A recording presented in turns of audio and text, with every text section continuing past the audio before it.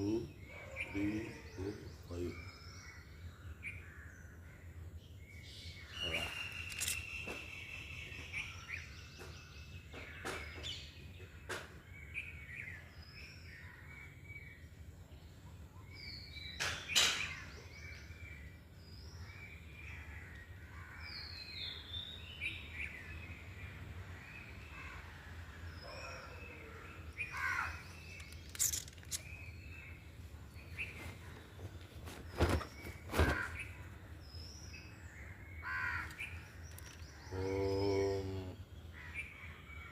மூகம் கரோதி வாசாலம் பங்கும் லங்கயதே கிரிம் யத்கிருபாத்தமஹம் வந்தே பரமானந்தமாதவம் யம் பிரம்மா வருணேந்திரருத்ரமருதः சுன்வந்து தேவஸ்தவே வேதே சாங்கபத்ரக்கணோபனிஷதயம் गायन्ति यं सामगा ध्यानावस्थितगत्कदेन मनसा पश्यन्ति यं योगिनः यस्यान्तं न विदुषुरासुरहनाः देवाय तस्मै नमः देवाय तस्मै नमः. அனைவருக்கும் என்னுடைய வணக்கங்கள். பகவத்கீதையினுடைய 9வது அத்தியாயமான அக்ஷர பிரம்ம யோகத்தை நாம் பார்த்து வருகின்றோம். இதில் பகவான் கிருஷ்ணர் ராஜவித்யா ராஜகுஹ்யோ நாமம் 9வது அத்தியாயம்.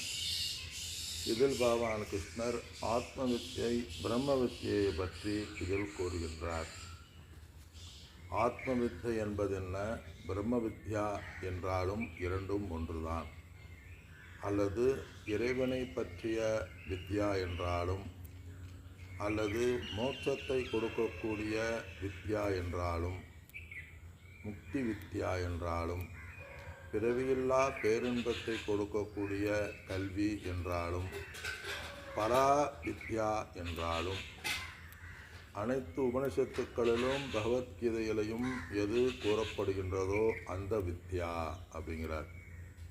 அந்த வித்யாவை நான் உனக்கு சுருக்கமாக சிரத்தையுடன் இருக்கக்கூடிய உனக்கு நான் கூறப்போகின்றேன். சிரத்தை இல்லாதவர்களுக்கு இது புரியாது. ஏனெனில் இந்த வித்யா இரகசியமானது, மேலான பலனை கொடுக்கக்கூடியது. அது மட்டுமல்ல, ராஜவித்யா என்று கூறி 4வது ஸ்லோகத்தில் பகவான் ஆரம்பித்தார். என்னிடம் இருந்துதான், என்னிடம் மாறாத ஒரு தன்மையுடைய மாறாத தத்துவத்தினுடைய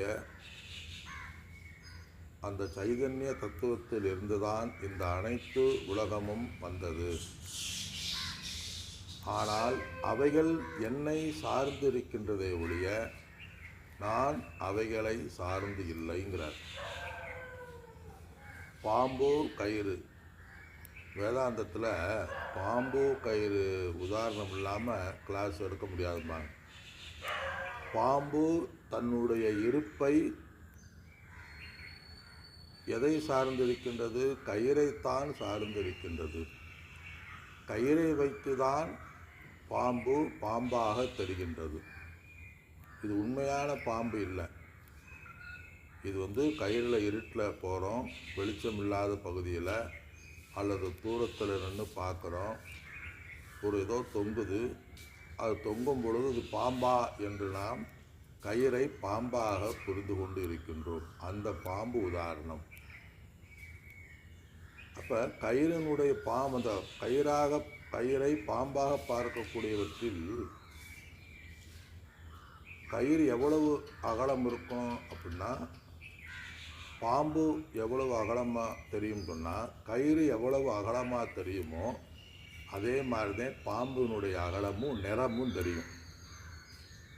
அப்போ பாம்பினுடைய இருப்பு கயிறை சார்ந்து இருக்கின்றது. அது மாதிரி இந்த உலகம் என்பது ஒரு பாம்பு. சில பேர் சொல்லும்ல, ஒரு பாம்பு மாதிரி விஷத்தை கக்காத அப்படின்பாங்க.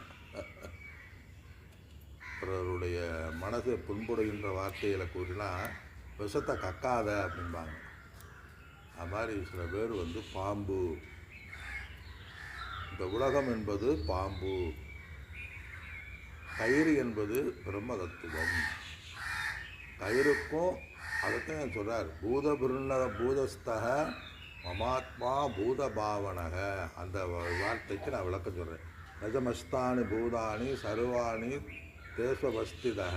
அந்த 2 வரி, இந்த 2 வரிக்கு இப்பொழுது நாம் அர்த்தம் பார்க்கின்றோம். இது ஒன்று புரிந்தால் போதும். அதே ரகசியம் ஹேது உத்தமம் சொல்லப்போகிறார். இது மிகவும் ரகசியமானது. ஏன் இப்போ சொல்கிறது நமக்கு புரிய வேண்டும். புரியாவிட்டால் யாருக்கு புரியும்? அதை தகுதி உடையவர்களுக்கு புரியும். ரகசியமாக எல்லாத்துக்குமே புரியாது, எல்லாத்துக்குமே புரியாமல் போகாது. எல்லாத்துக்குமே புரியாதுன்னு சொன்னால் அது ரகசியம் இல்லையே. ரகசியம்னா யாருக்கு நம்ம தகுதி இருக்கோ அவங்களுக்கும் சொல்லுவோம். இப்போ ரகசியங்கிறது ஒரு இருவர்களுக்கு மட்டும் இருக்கின்ற உரையாடல். யாருக்கு தகுதி இருக்கோ அவங்களுக்கே நான் சொல்லுவேன். எல்லா ரகசியமும் எல்லாத்தையும் சொல்லிகிட்டு இருக்க மாட்டோம். தகுதி உள்ளவங்களுக்கு சொல்லணும், புரியும். அது மாதிரி இந்த இடத்துல ரகசியங்கிறது யாருக்கு தகுதி இருக்கோ அவர்களுக்கு மட்டும் கூற வேண்டும். இனி ஒன்று, தகுதினா யார் சிரத்தையும் அசிரத்ததானாக புருஷாக முத்து சம்சார வர்த்மனி 3வது சொல்லிட்டு சொன்னார். இந்த என்னுடைய வார்த்தையை, அதாவது குருவினுடைய வாக்கியத்தையும் சாஸ்திரத்தினுடைய வாக்கியத்தின் மீது சிரத்தை இல்லாதவர்கள் மீண்டும் மீண்டும் பிறக்கின்றார்கள், சம்சாரத்திலேயே உழல்கின்றார்கள் சொல்கிறார். அப்போ இந்த ஏன் அதை சார்ந்து நான் இல்லை, அவைகள் என்னை சார்ந்து இருக்கின்றன என்று ஏன் கூறுகிறார் என்றால், ஈஸ்வரனிடமிருந்து இந்த உலகம் வந்தது என்றால் முப்பொருள் உண்மை, நான் ஈஸ்வரன் வேறு இந்த உலகம் வேறு என்ற ஒரு கருத்தும் வந்தது. அது இவ்விடத்தில் நிராகரிக்கப்படுகின்றது. அப்போ ஈஸ்வரனரு இந்த உலகம் வேறு என்றால் நம்ம ஈஸ்வரனை எங்கும் நீக்கமர நிறைகின்ற பரிபூர்ண ஆனந்தமே அப்படின்னு நம்ம எப்படி சொல்ல முடியும்? அதற்கு ஹானி வந்து விடும் அல்லவா?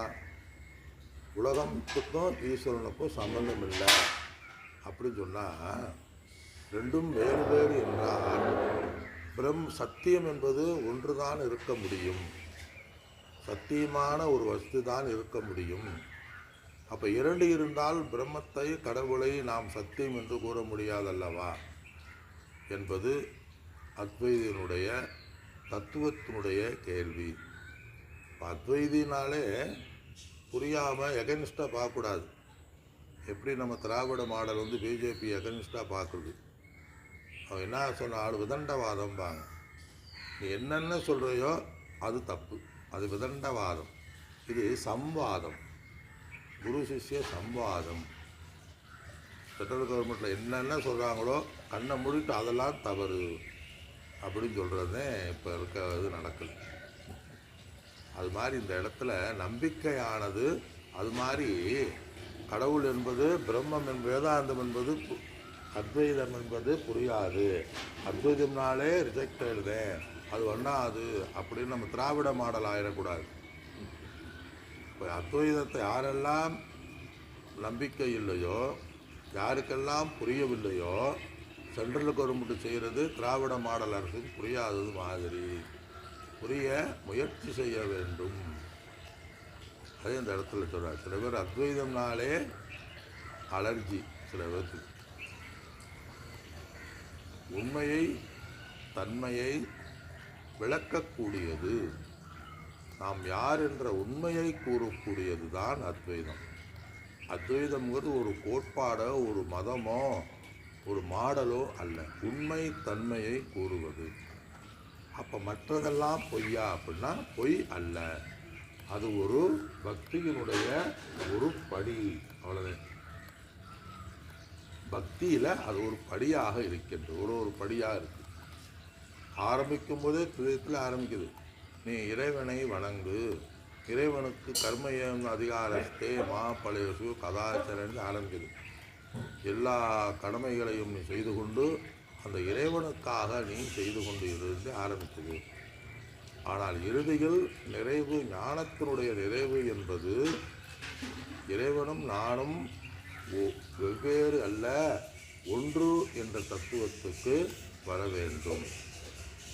அதே இதில் சொல்றார். அப்போ வெவ்வேறு என்றால் இரண்டும் வேறுபட்ட பொருள் என்றால் இறைவன் சர்வஜன், இறைவன் எல்லா இடத்திலும் இருக்கிறார், இறைவன் எங்கும் நிறைந்திருக்கின்றார்ங்கிறது ஹானி குறை வந்து விடும்.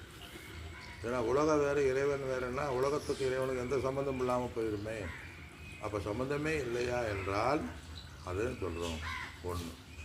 இனி ஒரு என்ன சொன்னாங்க, உலகத்தை நான் வந்து ஒன்றுங்கிறத விடு, வெவ்வேறும் இல்லை, ஒரு அங்கம் மாதிரி வச்சுக்க அப்படிங்கிறாங்க. இப்போ நம்ம உடலுங்கிறது ஒரு பகுதி. அந்த உடலில் எப்படி காலு கை இருக்கோ அது மாதிரி ஒரு சில சுவைதிகள் ஈஸ்வரனுடைய பகவானுடைய அங்கங்கள் நிறையா இருக்குது. எப்படி மரங்களில் இலை காய் கனி முதலிய மரங்கள் அங்கங்கள் பகுதிகளாக இருக்கின்றதோ அது மாதிரி இந்த உலகம் என்பது ஈஸ்வரனுடைய ஒரு அங்கங்கள் எடுத்துக்கொள்கிறாரு. அப்போ நம்ம மரத்தை வெட்டினால் மரத்துக்கு வலிக்கும் அல்லவா? நமக்கு கால் வலிக்குன்னு சொன்னால் எல்லாமே வலிக்கும்ல, கால் வலிக்குது கை வலிக்குதுங்கிறோம். அப்போ அங்கத்தில் ஏதாவது குறை இருந்தால் அங்கிக்கும் குறை இருக்கும். கால் இல்லைன்னா கால் இல்லாதவர்கள் கை இல்லாதவர்கள் குறை வந்துவிடும். அப்போ இறைவனுடைய அங்கம்தான் இந்த உலகம் என்றால் இந்த உலகத்தினுடைய மாறுபடக்கூடியது அழியக்கூடியது என்ற தன்மை அங்கிக்கும் வந்துவிடும் அல்லவா? அதனால் அங்கி என்று கூற முடியாது. அப்போ இறைவனும் மாயையும் ஒன்றுதான் என்றால் சரி, அத்வைதம் தானே, வெவ்வேறு இல்லை, அங்கி இல்லை, சம்பந்தம் எல்லாம் ஒன்றுதே அப்படின்னு சொன்னால் அதுவும் கூற முடியாது. ஏன் ஒன்றுதே என்றால் உலகம் மாறக்கூடியது, அழியக்கூடியது, நாசமாகக்கூடியது, மாறும் தன்மையை உடையது அப்படின்னு சொன்னால் அப்போ பகவான் ஒன்றுனா பகவானும் மாறும் தன்மை உடையவரா என்றால் அதைத்தான் பகவான் சொல்கிறார். அது என்னுடைய சன்னிதானத்தில் இயங்குகின்றது. மாயை என்னுடைய மாயையாய் இந்த உலகத்திலிருந்து வந்தது, மாயையிடமிருந்து வந்தது. அது என்னுடைய சன்னிதானத்தில் இயங்குகின்றன ஒழிய அது மாறுபடுவதில்லை. ஏன்னா நாம் கிராமத்துக்கு போய் ரொம்ப நாளாச்சுன்னு சொன்னால் நாம் குழந்தை பருவத்தில் இருக்கின்ற உலகம் வேறு, கிராமம் வேறு, இப்பொழுது இருக்கின்ற கிராமம் வேறு. ஒரு 15 வருடத்துக்கு இருக்கின்ற உலகம் பழக்க வழக்கங்கள் வேறு, இப்பொழுது நாம் பார்க்கின்ற டெக்னாலஜி இம்ப்ரூவ்மெண்ட்னு சொல்லுவாங்க. அந்த காலத்தில் ஒரு பெரிய செல்லுனா மொபைல்னால் ஒரு பெரிய விஷயமாக இருந்துச்சு. இப்போ சாதாரணமாக வந்திருக்கின்றது, மாறக்கூடியது. ஒரு 5 வருடத்தில் நான் ஒரு ஃபோட்டோ பார்த்தேன் 2009. அதில் ரொம்ப எல்லாம் என் கூட வந்தவங்க யாத்திரைக்கு வந்தாலும் எங்கே இருக்காங்க, இளமையாக இருக்கின்றார்கள். ஆனால் இப்பொழுது தளர்ந்து 5 வருஷத்தில் ரொம்ப மாற்றம் இருக்குது. நம்ம ஃபோட்டோவே பார்க்கலாம். அப்போ 5 வருடத்துக்கு முதல் ஃபோட்டோவில் நாம் இருந்தவர்கள் வேறு, இப்பொழுது நம்ம இருக்கக்கூடிய ஒவ்வொருவரும் இருக்கக்கூடிய இவர்கள் வேறு. நம்மளே சில பேர்த்த பார்க்கலாம், அடிக்கடி இந்த டிவிலெலாம் காட்டுவாங்க. சில அரசியல் தலைவர்கள் எல்லாம் எங்கே இருப்பாங்க, வர வர காலு கை நொண்டுவாங்க, இந்த தொண்டையெல்லாம் வறண்டு போய்விடும், தொங்க ஆரம்பித்து விடும். அப்போலேருந்து என்ன தெரியுது, மாறக்கூடியது, அழியக்கூடியது இந்த உலகம். உலகம்னா நம்ம சூழ்நிலைகள், குணநலன்கள். அப்போ இறைவனும் மாறுவானா, இறைவனுக்கும் வயதாகி விடுமே என்றால் அது ஆகாது. அப்போ வெவ்வேறுன்னு சொல்ல முடியாது, அங்கம் அங்கிங்கன்னு சொல்ல முடியாது, எல்லாம் ஒன்றுனும் சொல்ல முடியாது. இறைவனும் உலகம் எப்படி ஒன்றுன்னு சொல்ல முடியும்? அப்போ வேறுன்னு சொல்ல முடியாது. அப்போ என்ன சம்பந்தம் அப்படின்னா பிரம்மம் சத்தியம் ஜெகத் மித்யா சம்பந்தம். அதனாலதான் பிரம்மம் சத்தியம் சொன்னால் ஜகத்தை அசத்தியம் சொல்லணும்ல, அசத்தியம் சொல்லலை. சத்தியம் அசத்தியம், இன்பம் துன்பம், இரவு பகல், நேர் ஆப்போசிட்டை தானே சொல்லணும். பிரம்மம் சத்தியம் சொன்னால் ஜகத் அசத்தியம்ல சொல்லணும். ஆனால் ஜகத்தை அசத்தியம் என்று சொல்லுவதில்லை. ஏன் மித்யாங்கிற வார்த்தையை சொல்லணும்? ஏனெனில் அசத்தியம் என்றால் அனுபவத்துக்கு கூட இல்லாமல் இருக்கணும், அனுபவத்துக்கு கூட இல்லாமல் இருக்கணும், இந்திரியங்களுக்கு புலப்படாமல் இருக்கணும். அதே அசத்தியம். அசத்தியம்னா எப்பொழுதுமே இல்லாதது, எப்பொழுதுமே சத்தியமாக இல்லாதது. முயல் கொம்பு, முயலுக்கு கொம்பு இருக்கா? இல்லை. குதிரை கொம்பு இல்லை. அது எப்பொழுதுமே இல்லை, கனவிலும் இல்லை, எந்த காலத்தில் இல்லாதது அசத்தியம். அது மாதிரி இந்த இடத்துல ஏன் மித்தியான்னு சொல்கிறாங்கன்னு சொன்னால், இந்த உலகத்தை நீங்கள் எப்படி இல்லைன்னு நம்ம சொல்ல முடியும்? எப்படி இறைவனிடம் வேறு, எப்படி இந்த உலகத்தை இல்லைன்னு சொல்ல முடியும்? நான் அனுபவிக்கிறேனே, இன்பத் துன்பங்கள் என்னை தாக்குகின்றது, எனக்கு அறியாமையானது இருக்கின்றது, நான் போகின்றேன், பார்க்கின்றேன், துடிக்கின்றேன், படிக்கின்றேன், எழுதுகின்றேன், அனுபவிக்கின்றேன், செய்கின்றேன், கர்த்தாவாக இருக்கின்றேன், அகர்த்தாவாக இருக்கின்றேனே என்றால் அதுதான் மித்யா. எது வெளித்தோற்றத்துக்கு தோன்றி இருப்பது போல தோன்றி உண்மையில் விசாரித்து பார்த்தால் இல்லை என்று வருகிறோம். அவச்சரிய பரியந்தம் ரமணீயம் ஜகது அப்படின்னா, இந்த உலகத்தை விசாரிக்கிறவர்கள் அது சத்தியமாக இருக்குமா, அழகாக ரமணீயமாக இருக்குமா? உலகத்தை விசாரித்து பார்த்தால் அது மித்யாவாகிவிடும். அப்போ உலகத்துக்கும் பகவானுக்கும் நமக்கும் அல்லது இந்த உலகத்துக்கும் என்ன சம்பந்தம்?